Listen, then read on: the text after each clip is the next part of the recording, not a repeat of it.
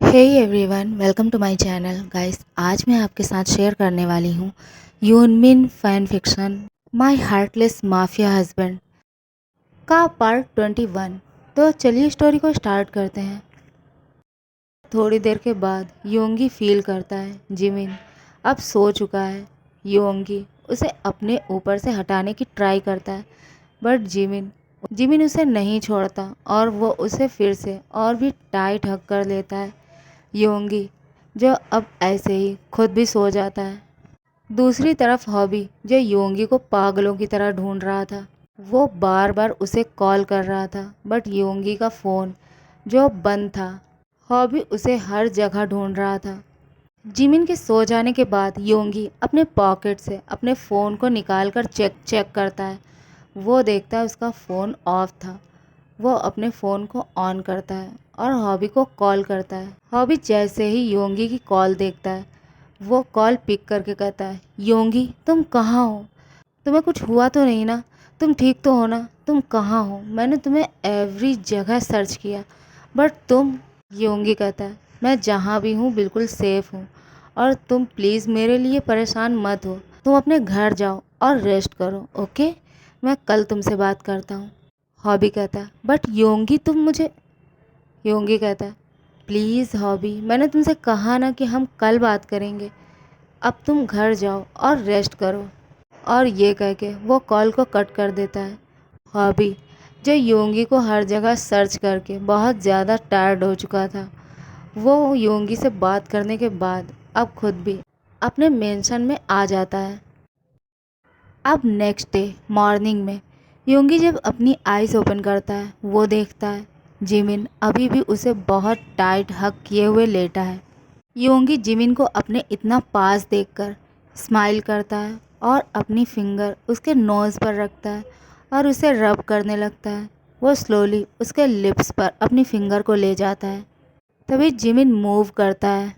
Jimin को move करता देख योंगी अपनी आइज़ क्लोज कर लेता है और अपना हैंड उस पर से हटा लेता है। जिमिन आइज़ ओपन करके योंगी की तरफ देखता है। योंगी आइज़ क्लोज किए हुए लेटा था और अपने लिप्स को अपनी फिंगर से टच करता है और स्माइल करते हुए योंगी के लिप्स पर एक पिक कर लेता है। योंगी इससे अपनी आइज़ ओपन करके जिमिन की तरफ देखता है और वो कुछ कहता इससे पहले जिमिन कहता है, आई नो कि तुम जग रहे हो और मुझे देखकर सिर्फ सोने का नाटक कर रहे हो, है ना? योंगी कहता है, ऐसा कुछ भी नहीं है, मैं बस सो ही रहा था। जिमिन कहता है, बेबी बॉय, तुम्हें मुझसे झूठ बोलने की कोई ज़रूरत नहीं है। अगर तुम मुझे टच करना चाहते हो तो मैं तुम्हारा हूँ। तुम मुझे जब चाहो जैसे चाहो वहाँ टच कर सकते हो। अगर तुम चाहो तो तुम मुझे वहाँ पर भी। योंगी कहता है, यू शेमलेस इंसान, तुम बहुत ज़्यादा शेमलेस हो। अब हटो मेरे पास से, मुझे उठना है, मुझे वॉशरूम यूज़ करना है। जिमिन कहता है, अगर तुम चाहो तो मैं तुम्हें अपने आर्म्स में उठाकर भी वहाँ लेकर जा सकता हूँ। योंगी कहता है, नो नीड, और वो उठकर वहाँ से जाने लगता है। जिमिन अपने सॉफ्ट टोन में कहता है, उसका हाथ पकड़कर, बेबी बॉय, अब मैं तुमसे और दूर नहीं रह सकता। प्लीज़ फॉरगिव मी ना। और चलो हम वापस चलते हैं हमारी कंट्री में, कोरिया वापस चलते हैं प्लीज़। योंगी कहता है, लीव माई हैंड, मुझे वॉशरूम जाना है। तुम अभी मुझे वहाँ तो जाने दो, मुझे वॉशरूम जाना है एंड देन मैं सोचूंगा, ओके? जिमिन स्माइल करके उसके हाथ पर एक किस कर लेता है और उसे छोड़ देता है। योंगी जो शाई फील करने लगता है, उसके ईयर रेड हो जाते हैं और चीक्स जो बर्न करने लगते हैं। वो भागते हुए वहाँ से चला जाता है। वो वॉशरूम में जाकर डोर अंदर से क्लोज़ कर लेता है और हैविली ब्रीथ लेने लगता है और मन ही मन सोचता है, ये उसके टच से मुझे क्या हो जाता है? मैं क्यों इतना ज़्यादा शाई फील कर रहा हूँ? क्या मुझे उसे बता देना चाहिए कि मैंने उसे माफ़ कर दिया है और अब मैं उसके साथ रहना चाहता हूँ?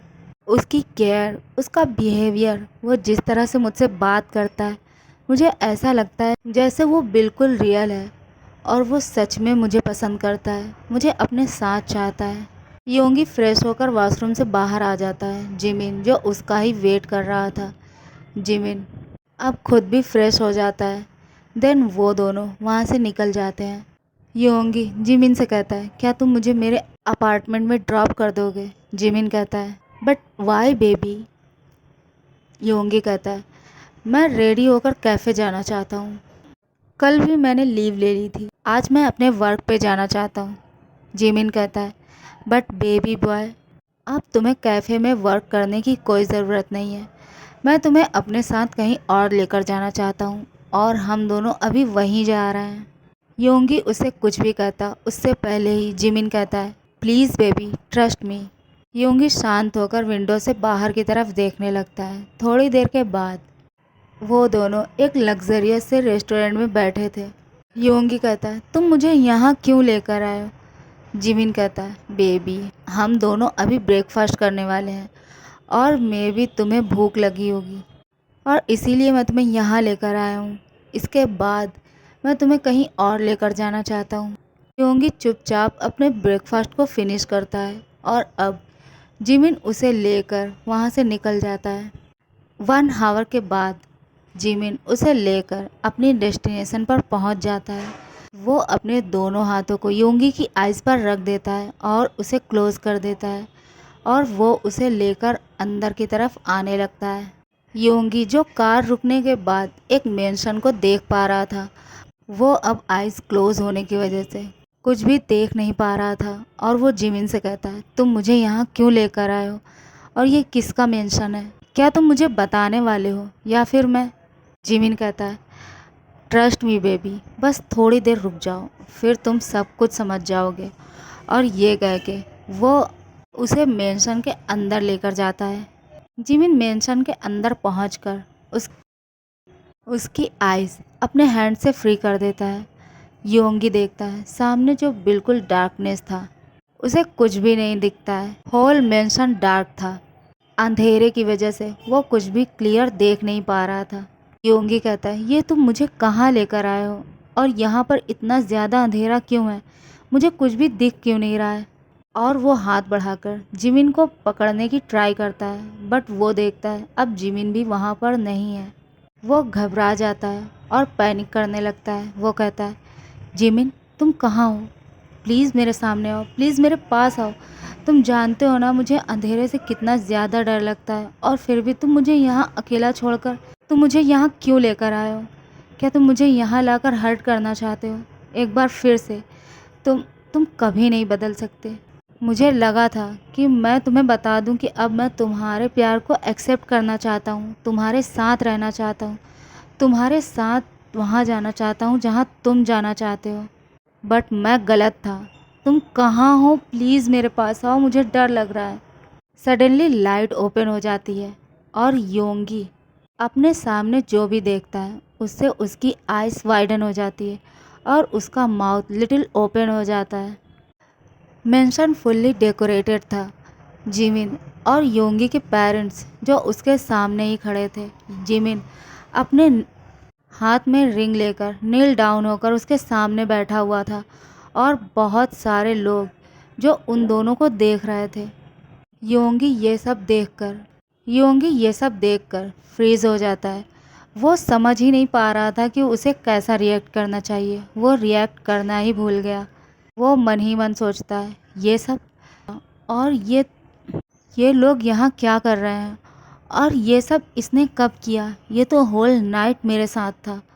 क्या ये मैं ड्रीम देख रहा हूँ? और ये सोच के वो स्लोली अपनी आइज़ रब करता है और फिर अपनी आइज़ ओपन करके देखता है। जो सब कुछ उसने देखा था वो उसके सामने ही था। जिमिन कहता है, आई नो कि तुम मुझ पर बहुत ज़्यादा एंग्री हो और मुझे चांस नहीं देना चाहते, तुम मुझसे दूर जाना चाहते हो, बट मैं तुमसे दूर नहीं रह सकता। तुम जानते हो ना मैंने तुम्हें कितना मनाने की ट्राई किया, बट तुम्हारा गुस्सा जो जा ही नहीं रहा है। पर अब मैं और वेट नहीं कर सकता। और ये कह के वो रिंग को आगे करके कहता है, योंगी विल यू मैरी मी? योंगी जो अपने पेरेंट्स की तरफ देखता है और फिर जिमिन के पेरेंट्स की तरफ, जैसे वो उसके लिए उनसे परमिशन मांग रहा हो। उसके पेरेंट्स जो खुद भी जिमिन और योंगी को एक साथ देखना चाहते थे, वो उसे इसके लिए परमिशन दे देते हैं। योंगी जो अब और वेट नहीं कर पाता और अपने हाथ को उसकी तरफ आगे बढ़ा देता है, स्माइल करते हुए उसके हैंड में अपने हैंड को दे देता है। जिमिन बहुत ज़्यादा हैप्पी था और वो स्माइल करते हुए उसके फिंगर में रिंग पहना देता है। जिमिन अभी भी उसके सामने उसी तरह से बैठा था। योंगी अब जिमिन के शोल्डर को पकड़कर उसे उठने में हेल्प करता है। जिमिन अब उठकर योंगी को हग कर लेता है। योंगी भी उसे हग बैक करता है। उन दोनों के पेरेंट्स भी उनके पास आ जाते हैं। योंगी स्माइल करते हुए जिमिन से कहता है, अब मुझसे प्रॉमिस करो कि तुम अब कभी भी मुझे हर्ट नहीं करोगे, मेरा दिल नहीं तोड़ोगे। और मुझे जिमिन अपनी फिंगर को उसके लिप्स पर रखते हुए कहता है, बेबी बॉय, मैं खुद को हर्ट कर सकता हूँ, मैं खुद के साथ कुछ भी कर सकता हूँ, बट अब मैं तुम्हें हर्ट होते हुए नहीं देख सकता। मैं खुद तो क्या, किसी को भी तुम्हें हर्ट करने नहीं दूंगा। आई प्रॉमिस कि मैं हमेशा तुम्हारा ख्याल रखूँगा। आई प्रॉमिस कि मैं ऑलवेज तुमसे इसी तरह से प्यार करूँगा, कभी तुम्हारा साथ नहीं छोड़ूंगा और ना ही कभी तुम्हें खुद से दूर जाने दूंगा। तुम अगर चाहो भी तब भी मैं तुम्हें अपने पास रखूँगा। इसके लिए अगर मुझे तुम्हें केज भी करना पड़े तो मैं वो भी करूँगा, बट प्यार से। एंड कभी भी मैं तुम्हारी इन ब्यूटीफुल आइज़ में आंसुओं को नहीं आने दूंगा। योंगी अपने एक हाथ से जिमिन के चेस्ट पर हल्के से स्लैप करते हुए कहता है, यू फूल, तुम अभी तक कहाँ थे और इतना लॉन्ग टाइम तुमने क्यों ले लिया? क्या तुम पहले नहीं आ सकते थे? मैंने तुम्हारा कितना ज़्यादा वेट किया। जिमिन हक को ब्रेक करते हुए कहता है, क्या सच में? तुम मुझसे सच कह रहे हो ना? तुमने मेरा वेट किया था। आई एम सॉरी बेबी, मैंने तुम्हें बहुत ढूंढा, बट जिमिन के डैड कहते हैं, ओके, अब जो भी हुआ हो गया। अब ये बताओ कि शादी कब है? जिमिन कहता है, डैड, आपको तो पता है ना कि मुझे लेट करना बिल्कुल पसंद नहीं है। मैं अभी और यहीं योंगी से शादी करना चाहता हूँ। उनके पेरेंट्स जो स्माइल करने लगते हैं। योंगी कहता है, नो वे, मैं ऐसा कभी नहीं करूँगा। जिमिन कहता है, बट वाई बेबी बॉय, क्यों? योंगी कहता है, तुमने मुझे चेंज भी नहीं करने दिया, मुझे रेडी भी नहीं होने दिया, और इस हाल में शादी मैं कभी नहीं करूँगा। इसके लिए मुझे और 1 ईयर भी वेट करना पड़े ना तो मैं कर लूँगा, बट ऐसे शादी कभी नहीं करूँगा। जिमिन स्माइल करते हुए कहता है, मॉम, आप आप प्लीज़ उसे लेकर जाइए। उसकी मॉम हाँ में अपना सिर हिलाकर उसे वहाँ से लेकर जाती है। योंगी कहता है, मॉम, आप मुझे कहाँ लेकर जा रही हैं? उसकी मॉम उसे रूम में लेकर आती है, जहाँ उसके लिए वेडिंग ड्रेस, मेकअप आर्टिस्ट, सब कुछ रेडी था। योंगी अब रेडी हो चुका था। जिमिन भी, जो खुद भी रेडी हो जाता है और वो योंगी का वेट करने लगता है। योंगी के डैड जो इससे कुछ ज़्यादा खुश नहीं लग रहे थे, बट उसकी मॉम जो बहुत ज़्यादा हैप्पी थी अपने सन और सन इन लॉ के लिए। जिमिन उन्हें देखकर उनके पास आता है और मिस्टर मिन से कहता है, डैड, आई एम सॉरी, मैंने जो भी किया पास्ट में उसके लिए, बट आई प्रॉमिस कि मैंने योंगी से जो भी प्रॉमिसेस किए हैं वो सारे मैं फुलफ़िल करूँगा। आई प्रॉमिस कि मैं उसे कभी हर्ट नहीं करूँगा, प्लीज़ मान जाइए। उसके डैड कहते हैं, अगर तुमने उसे कभी भी हर्ट किया या उसे हर्ट करने की सोचा तो मैं इस बार तुम्हें नहीं छोड़ूंगा, मैं तुम्हारी जान ले लूँगा। जिमिन कहता है, आपको ऐसा करने की ज़रूरत नहीं पड़ेगी। अगर मुझे लगा वो मेरी वजह से हर्ट है और मेरी वजह से उसे ज़रा सी भी तकलीफ़ हुई है, मैं खुद ही खुद को मार दूँगा। आपको इसके लिए कुछ भी करने की ज़रूरत नहीं पड़ेगी। ओके एवरीवन, आज के लिए बस इतना ही। गाइस, अगर आपको मेरी स्टोरी पसंद आती है तो प्लीज़ इसे लाइक करो, शेयर करो और कमेंट करो।